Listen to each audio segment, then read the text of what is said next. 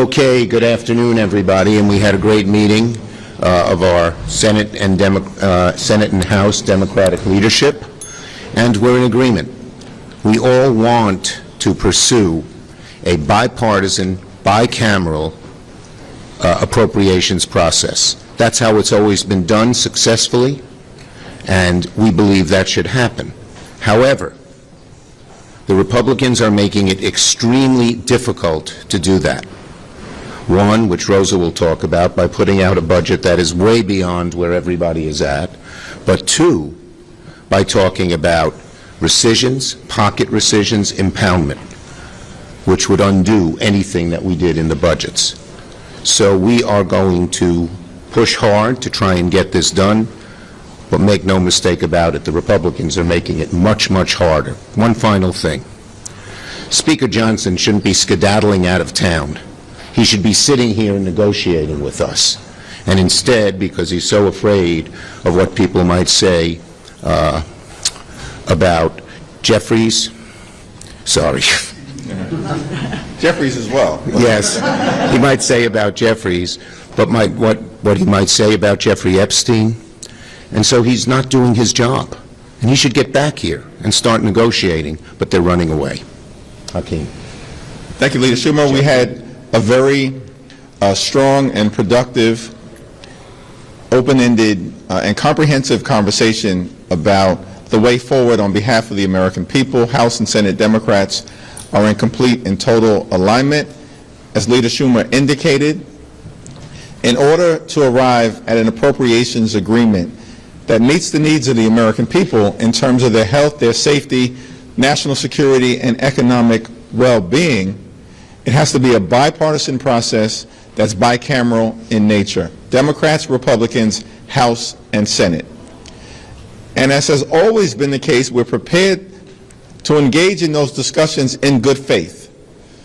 But House Republicans are not there. House Republicans are, in fact, marching us toward a possible government shutdown that will hurt the American people.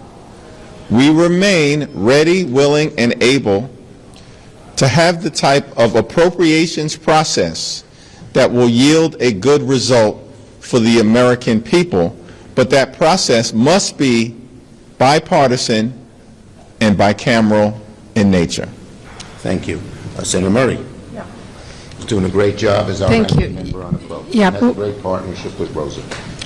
Thank you. We are all united in making sure that we're doing the right thing for the people we represent. They're worried about their housing, their health care, whether or not they can put food on the table. And our process here is to make sure that we are doing the right thing in funding the programs that they count on to be able to support their families. That's the appropriations process, and the only way we can do it is by being bipartisan, bicameral. Here in the Senate, we started our process today with a very strong bipartisan vote, and we thank our Republican colleagues and will continue to work with them.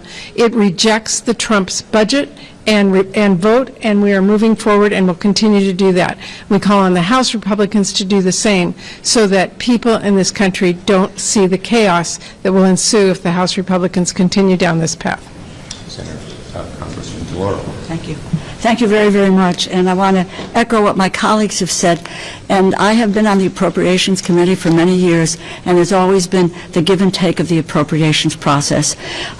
Democrats, Republicans, House, Senate, it's the only piece of legislation that needs all of that cooperation in order for the President to sign the bill. And as my colleague Patty Murray has said, it is the appropriations bill that every year at $1.7 trillion provides the goods, the services that the American people need, whether it's their health care, whether it's transportation, whether it's defense. The whole 12 subcommittees affect people's lives in a very, very profound way. That's what our job is. That process has been, on the House side, I will say, thwarted in this regard, that the bills that we are it's not a negotiation. It's a bill that comes forward that does not look to being bipartisan in a way that both Democrats and Republicans can come together. I will sit down. I will negotiate. I have over the years, anytime, day or night, because what we want to do because of the effect of appropriations on the American people, is to pass those bills. We believe in the appropriations process and what it can deliver for the American people. And that's the goal that we need to have, and that's the goal that my Republican colleagues on the House side need to have, is to let's deal with bills that both Republicans and Democrats can agree on. That's what we're asking for, and not a government that is run by reconciliation, recisions, and that abrogates the appropriations process and puts that power of the purse where the Constitution said it belonged, that is in the Congress. Thank you. We'll take a few questions. Leader Schumer, what are you going to do if the House sends you another partisan CR at the end of September like they did in March? You voted for something like that in March.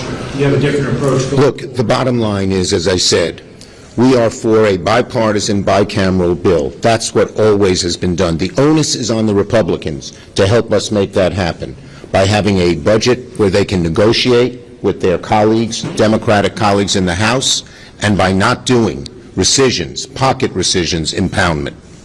You want to answer that, Hakeem? Go ahead. I agree.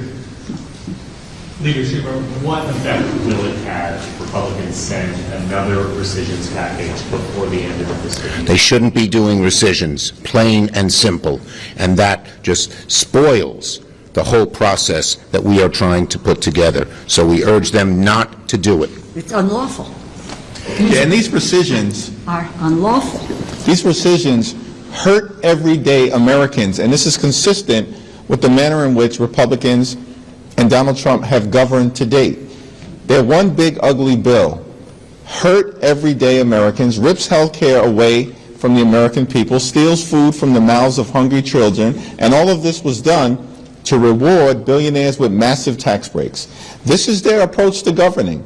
Rescissions is just a continuation of that, and it's problematic for a variety of reasons, but the most important reason is that Republicans are actively trying to continue to hurt the American people, and House Democrats and Senate Democrats will continue to stand up for the American people. And one other point, the reason you saw such a large vote, even on the Democratic side, for the Milcon VA is it undid the DOJ cuts in a bipartisan way.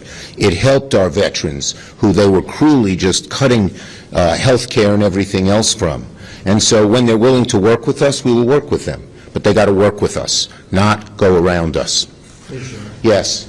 Leader Schumer, what's the threshold that would cause you guys to walk away from this bipartisan process? Republicans have already passed the rescissions bill, and they're clear that they want to do more.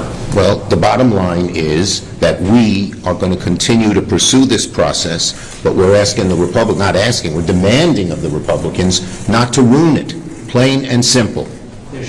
Last one. Considering neither of you have endorsed Mamdani, are you considering backing Andrew Cuomo instead, or is there another candidate that you might actually... I'll just say I had a good talk with Mamdani last week, and I look forward to meeting with him in New York. Same. Thanks. Thank you, everybody. Get you back over on the House